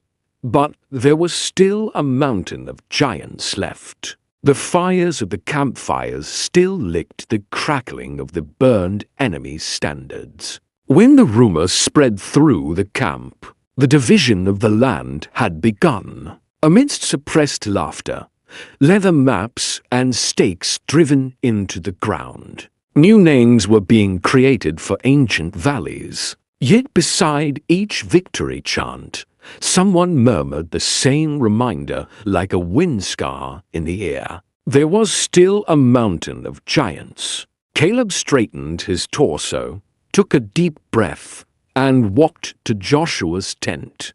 His shadow, lengthened by the dusk, looked like that of a young man, but his gray hair betrayed the time the desert had embroidered on his forehead. The courtyard in front of the tent was crowded. Tribal chiefs awaited their turn. Warriors discussed exploits, and boys tried to imitate battle stances with twigs. When they saw him, they instinctively made way. There was something unyielding about him, something of the rock-like firmness that had learned to drink water in Horeb. Joshua looked up and smiled discreetly as if reunited with a traveling companion. "Brother," said the general, standing up, "your presence is a living reminder of the path the Lord has taken us on." Caleb nodded, placing his hand on his chest. "You know, Joshua, what the Lord said to Moses about me and you at Kadesh Barnea." The voice was clear without a tremor filling the courtyard. "I was 40 years old when Moses, the servant of the Lord, sent me to spy out the land, and I brought him the word that was in my heart. The brothers who went up with me made the hearts of the people faint, but I wholly followed the Lord my God." A reverent murmur ran through. Young men leaned forward as if trying to commit each syllable to memory. Caleb continued, "The Lord has kept me alive as he promised these 45 years. While Israel wandered in the wilderness, I walked with them. Today, I am 85 years old." He straightened his shoulders, and his ancient muscles creased the linen. "Even today, I have the same strength I had the day Moses sent me, both for war and for going out and coming in." The words echoed through the courtyard like invisible trumpets. An old man raised his voice vigorously, a body scarred by sand, but alight with a youth that could not be contained in the saddlebags of age. Joshua smiled with his eyes, and the young men of Judah stirred, asked, "Show us, Father, if this force is memory or present." Caleb drew his sword. He didn't raise it with fury, but with the calm of one who knows. He twisted his hilt, making the blade sing through the air, a perfect arc that gleamed in the last sunlight. Then he stuck it in the ground next to the map, as if signing a pact. "Strength is not measured in polished steel," he said, with a sweetness that struck like a lesson. "It is measured in loyalty kept when no one sees." The assembly quieted. It was time for the vindication. Caleb turned to Joshua, his face bathed in warm light. "Now, therefore, give me this mountain of which the Lord spoke in that day." For at that time they heard that the Anakim were there, and that there were great and fortified cities there. "If the Lord be with me, I will drive them out." As the Lord said, the air seemed to catch its breath. The mountain he spoke of rose to the southwest, with ancient stones, deep valleys, and the shadows of giants planted like oaks. Hebron, a name that held promises, oaths, the tunes of patriarchs, the footsteps of Abraham beside Mamre, the land where God was laughed at and where God returned laughter to those who believed. Jose let the silence catechize the moment, and then placed his hand on his friend's shoulder. "Caleb, son of Jephunneh," he proclaimed, "you are the testimony that God wrote on the flesh of Israel. The land your feet have trodden will be your inheritance, and that of your children forever, because You have steadfastly followed the Lord. Go take what has been promised to you." A muffled cry rose from the ranks of Judah. Some young men raised their spears, others struck the ground in rhythm. But Caleb signaled for them to cease. His eyes far away were already climbing what no one wanted to climb. A group of young men approached, eager to leave with him. "We want to go, my lord. They say the Anakim are like towers. We want to test the weight of faith alongside your sword." "Faith is not tested by boasting," Caleb replied, measuring them as a blacksmith measures iron. "It is tested by constancy. If you come, you will come not to see an old man win, but to learn that strength lies not in the arm. It is in the whole heart." That night the camp chatted quietly. Around the coals, stories were told of Kadesh, of the report of the 12, of the stones in the Amorite valleys, of the walls that crumbled before trumpets, of the sun that obeyed like a lamb. The living memory of faithfulness passed from mouth to mouth, spun like a seamless tunic. In each tale, Caleb's figure grew, not as a muscular hero, but as a man whose yes had aged without wrinkling. "How did you keep your spirits up?" a young man asked him before dawn gathered the voices. "Remembering the giver more than the gift," he replied. "When the heart clings to the voice that promised, age only adds burden. The body can tire. Hope, if fed in the right place, rejuvenates. Every day I begin anew, even while burying friends. That's how you reach far. One yes a day." In the morning they set out. The road to Hebron wound between hillsides and fig trees, ancient wells and fields where the wind carved waves in the barley. Every now and then standing stones appeared as memorials. Caleb touched one or another as if greeting old companions. "Here the Lord spoke to Abraham," he murmured. Here the promise took root when they saw the first shadows of the Anakim. The young men's hearts beat faster. They were broad-shouldered men with necklaces of teeth and swords barely grasped in their hands. From their towers they mocked as Jericho had once mocked. "What's this?" one of them thundered. "They sent us a grandfather." Caleb didn't answer. He climbed down from the back, dug his heels into the ground, and raised his voice. It wasn't a shout. It was a declaration that seemed to pull the very ground toward the promise. "The Lord whose word sustained me when all were falling is with me. Your walls are not higher than." His decree. The first shocks tested everyone's pulse. Caleb advanced with a lean step, striking with precision, shielding the boys, correcting their guard, restoring their strength with short phrases. "Shoulder in, shield high. Don't chase the echo, chase the target." Divine vitality burned within him. It wasn't fury. It was focus. Each advance tore out ancient roots of fear. Each retreat repaired formation. Each charge opened a path in a city accustomed to seeing men retreat. At noon, they paused in the shade of a rock. A young man was breathing shallowly. "Your strength is iron, my lord. My strength is on loan," Caleb replied, offering him water.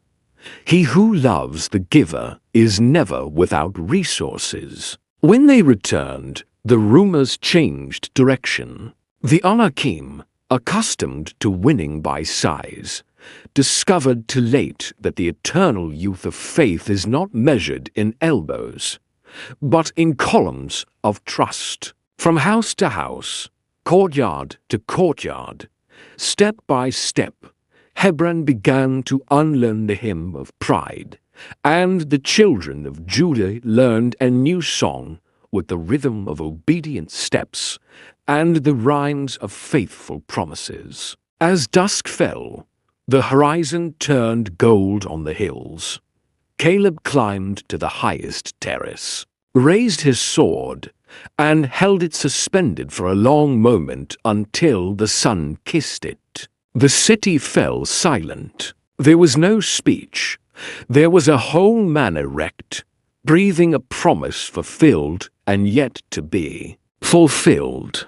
Down below, Joshua appeared as a dot accompanied by some leaders. Right there, he would bless the inauguration. A boy approached, his eyes filled with tears. "Father Caleb, what do you say now? That your feet tread the ground? That your eyes have coveted for so many years?" "I say this," he replied, lowering his sword slowly, as if he were keeping a prayer in its metal, "that the promise does not grow old. Whoever marries God's faithfulness wakes up young every day." Night fell with broad stars, and the camp lit lamps like constellations at the height of men. Children ran between courtyards. Women sang an ancient melody. The old men smiled with small yet full smiles. And in the fold of silence, before the moon rose, Caleb turned again to Joshua, who had now reached him, and whispered, "The Lord has fulfilled his purpose thus far, my friend. The rest will be the same." With him at the forefront, hands clasped, the young men of Judah gathered in a circle, raised the missing Amen. And the wind carried the word to the trees of Mamre, which repeated it softly in their leaves. Caleb's body begged for rest, but his soul, awake, pointed ahead. There were still pockets of resistance, shadows of fortresses, voices of threat. Hebron was the key, not the lock. He looked again at the dark ridge of the mountain, took a deep breath, and with the serenity of someone who no longer needs to prove anything, concluded as if opening the next page with the tip of his finger, "Give me this mountain, for giants live there." The silence that preceded the battle was not one of peace, but of tension. Judah's camp had awakened early, but no one sang. The young warriors sharpened their blades on stones, the metallic sound cutting through the air like an omen. Others adjusted their shields, but many of their gazes wavered. Ahead the valleys stretched wide like an open mouth, and in the shadows of the hills moved colossal silhouettes, the Anakim, warriors of immense stature, shoulders like walls, voices that echoed like thunder. Caleb watched in silence. He didn't need anyone to tell him what was before them. The men trembled. Some bit their lips, others closed their eyes, but all carried the same fear in their fists. The youth who had marched confidently into Jericho now hesitated at the sight of flesh and blood giants. One of Judah's young men approached, his voice low as a whisper. "Father Caleb, what if we can't? There are so many of them. They're so huge. Each one is worth 10. Caleb remained silent for a moment, simply taking a deep breath, staring at the horizon. His memory brought back the day 45 years earlier when he had gone up to Canaan and seen the same Anakim. Back then most had fled, calling them gods of stone. Only he and Joshua had held their gaze. Now the years had turned his hair gray, but not his faith. "It is not against them that we fight," he replied firmly. "It is against the fear that lives within us. If we overcome fear, the giants will fall like any man." Even so, the internal conflict throbbed in his chest. The weight of age told him his body was no longer the same. But the voice of the promise burned, reminding him that this mountain was his by right given by the Lord. He would not be given over to cowardice. The Anakim appeared on the field, advancing with enormous shields and spears like olive trunks. The ground shook beneath their footsteps. Their roar filled the valley like thunder. Birds flapped their wings, and even the wild animals ran in fright. It was the emotional trigger, the giants roaring, displaying a force that sought to crush not just bodies, but souls. The men of Judah retreated half a step. Caleb felt it. It was the edge of defeat stretching to. Then he advanced, raised his sword to the sky, and shouted in a voice that echoed off the hills, "The Lord is with us. He promised us this land, and today we will see his faithfulness again. Do not fear, children of Judah. Those who trust will not back down." The words fell upon the warriors like sparks on dry straw. The sound of trumpets echoed at first tremulous, then more firmly. Men banged their shields, shouted, and caught their breath. The fear was still there, but now mixed with flame. Caleb descended the slope ahead of them all. His sword gleamed, his body held high like a banner of faith. The giants advanced, and each step sounded like thunder. Caleb's heart raced, but his inner voice repeated the same phrase like a hammer. "The Lord is with me. The Lord is with me." One of the Anakim, taller than all, roared as he saw him approaching. "You foolish old man," he shouted, brandishing his spear. "Your frail body will be food for the birds." Caleb responded not with insult, but with action.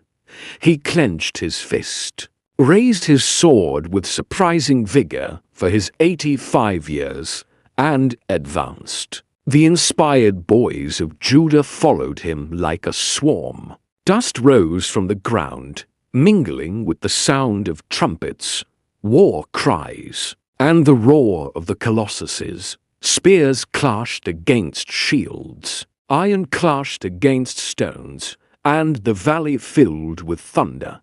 Caleb cut with precision, dodging blows that might have crushed him, and each charge cleared a path for the young men behind him. It was as if the divine vitality that had sustained 45 years of waiting had renewed him just for this moment. The giants laughed at first, but soon their laughter turned to rage. They saw that the old man would not yield. They saw that their blows did not crush him, that his faith did not waver. And as they roared, the men of Judah shouted even louder, spurred on by Caleb's example. The sun was high, burning through the dust suspended in the air, illuminating swords and spears like lightning. The field became a cauldron of voices of blood and dust, of clashing hope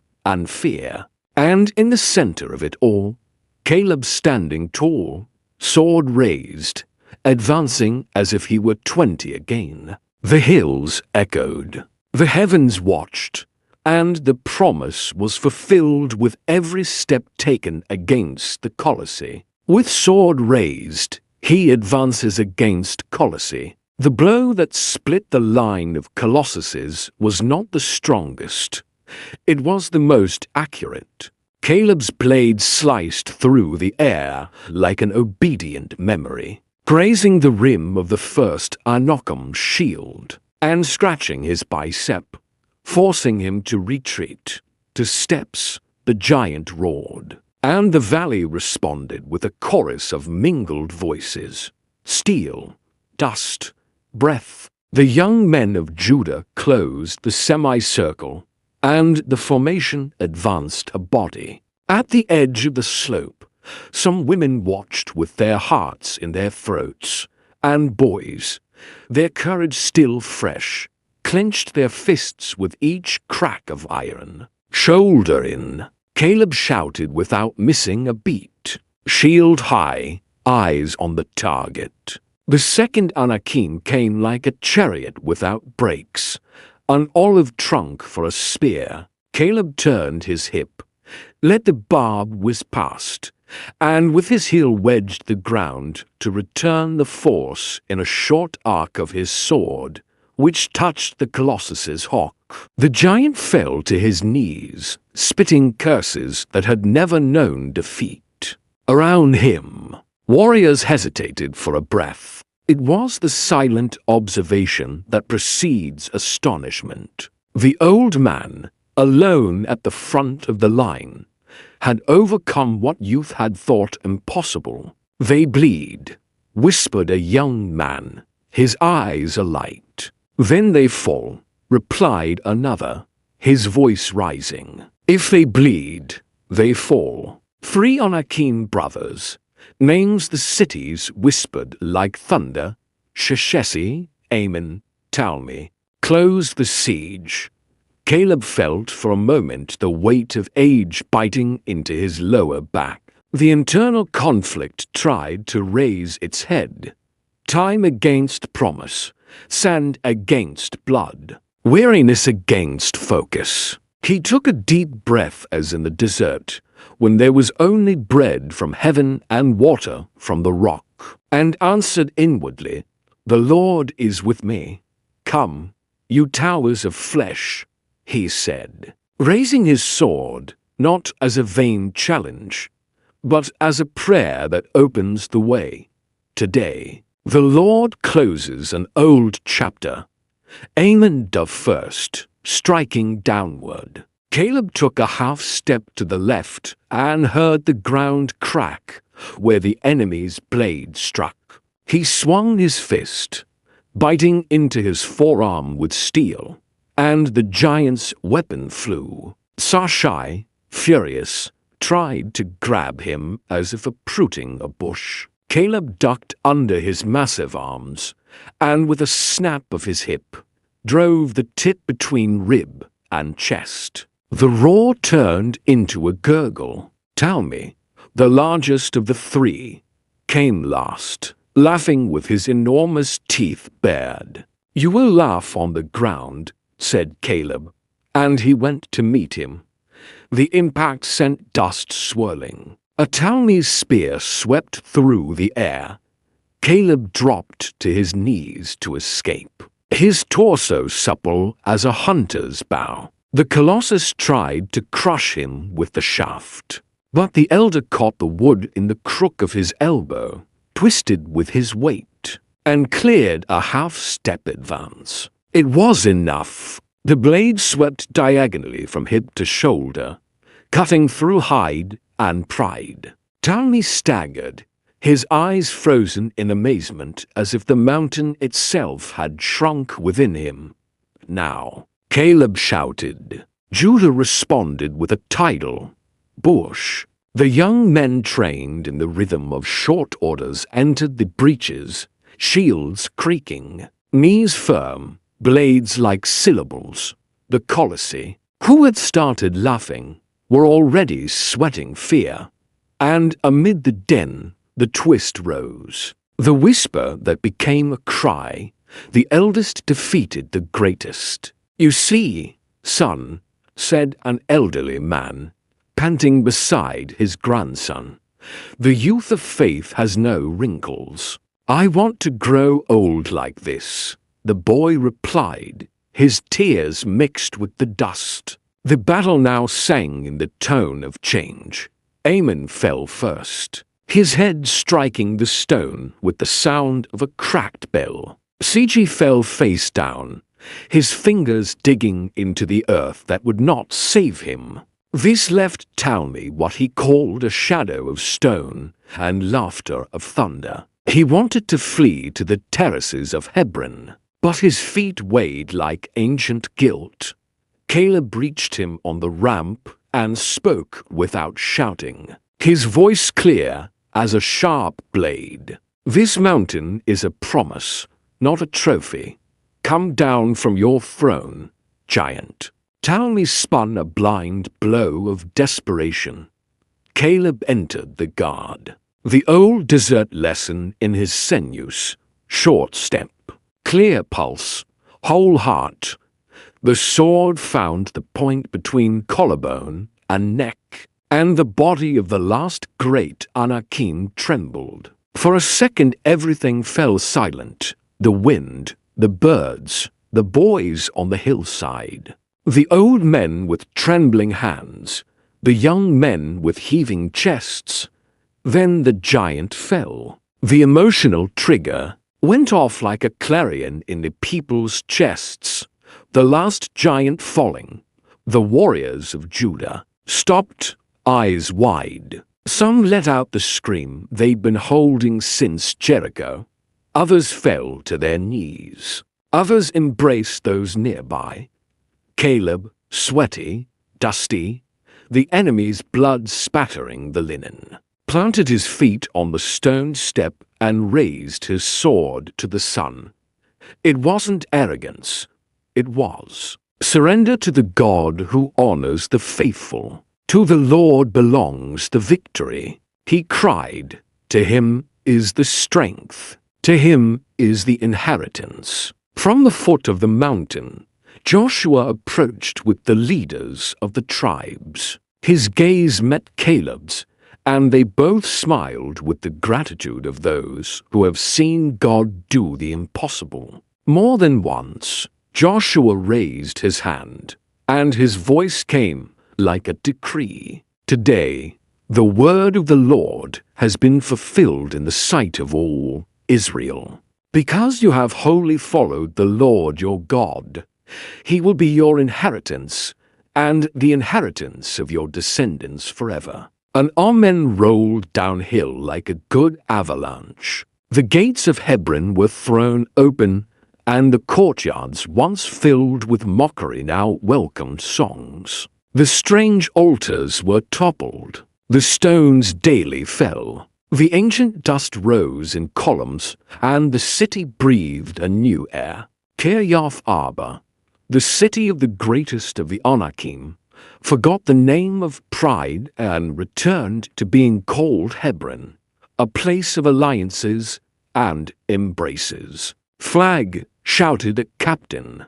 "Bring the flag!" From the middle of the ranks, two young men ran, carrying the standard of Judah, deep red cloth, a lion embroidered in gold, and a staff of ancient wood. They climbed the steps of the wall with light feet, their hearts beating in time with a psalm. When they reached the top, they thrust the spear and let the fabric open to the wind. The visual peak was etched in everyone's eyes, the banner of Judah above the walls, the cloth dancing as if the hills themselves were singing, "The Lord is faithful." Caleb descended slowly, his knees reminding him of his years, but his face glowing seemed that of a young man. Children ran to meet him, women extended their hands, old men bowed their heads. He stopped in the main square and touched the central stone with his palm. Rugged, ancient, keeper of stories. "This house belongs to the God of Abraham," he said softly, so that the whole city could hear. "Here a promise was sworn. Here a promise is fulfilled." Joshua approached, and right there in front of the leaders and the people he laid his hands on them in a simple, unostentatious, yet weighty gesture. Justice is when God gives the faithful what he promised, he stated. And mercy is when he allows us to learn from those who kept the faith to the end. "It wasn't me, my friend," Caleb replied, his eyes moist. "I was supported all these years, supported in the afternoon." Altars of gratitude were erected instead of statues, memorials of 12 stones. Instead of songs to false gods, songs that knew the way to the tent, the families of Judah began to mark out fields, dig wells, and measure courtyards. There was no voracious haste. There was care. Hebron became an inheritance, not just land, but a catechesis for the children. When they asked you why this wall has a banner, and this square an altar, you shall say, because an old man believed as a child, and God honored him. As the sun set, Caleb climbed alone to the roof of a tall house. From there he could see the battle lines fading into the darkness, the fires blazing in the courtyard, the women chanting a simple, powerful line, and the boys repeating with tired bodies the blows they had learned. The wind carried the smell of bread and wet earth. Someone was washing with fresh water the blade that had scratched pride that morning. "Lord," he murmured, his fingers touching the warm stone, "you have kept me alive this far. Do not let my heart become master of what is yours. Make me the gatekeeper of this inheritance. Enter and reign." A young man approached shyly, holding the smaller standard of Judah. "Father Caleb, can we put him in this house until yours is built?" "You can," he smiled. "Here where everyone can see, and remember that strength belongs to the Lord." When the night had fallen, Joshua gathered the leaders at the foot of the wall. He spoke little as befits someone who has already said the essentials with his actions. The war continues, but today we learned once again the essence of it. All God honors the faithful. From above, Caleb nodded silently. He felt in his bones the peace that comes not from rest, but from fulfillment. The twist was written on his very body. The eldest had brought down the greatest. Justice was kindled. God had honored a whole heart. The reward planted. Hebron an eternal inheritance. On the rooftops women guarded the children. In the courtyards men extinguished fires with sand. In the streets the dust settled. The standard of Judah free on high slowly traced the word Amen in the darkness. Before descending, Caleb cast his gaze beyond the hills, where the stars of Abraham stood lit promises for each generation to come. "Boys," he said, crossing the courtyard to a waiting group, "remember what matters, not muscles, not fame. What matters is a whole heart. Guard it, and God will do with you what he did with us today." The boys' eyes lit up, one of them with the courage of someone who asked questions to learn. Ventured and after Hebron, Father Caleb. He smiled, his face hollow with years and full of dawn. After Hebron, it's the same old story. Faithfulness day after day.